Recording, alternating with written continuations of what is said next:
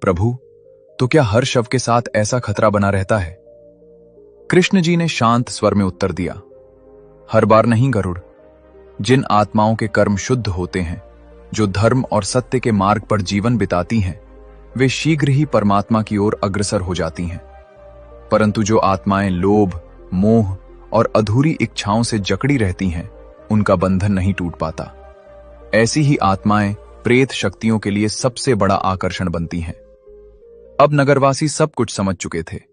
व्यापारी का लोभ ही उसकी आत्मा को बांधे हुए था, और शव को अकेला छोड़ देने की भूल ने प्रेत को प्रवेश का अवसर दे दिया था।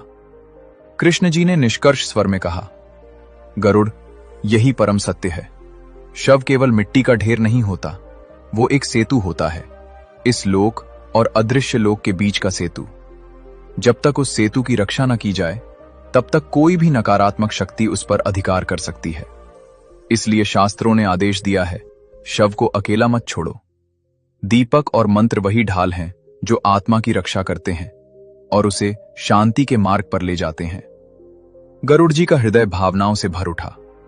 उन्होंने श्रद्धा से हाथ जोड़ते हुए कहा, प्रभु, आज मेरी आंखें खुल गईं।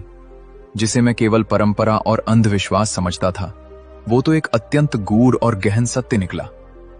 श्री कृष्ण, असली प्रश्न ये नहीं है कि मृत्यु आती क्यों है। असली प्रश्न ये है कि मृत्यु के बाद क्या होता है। शव को अकेला क्यों नहीं छोड़ा जाता? आत्मा कहां जाती है?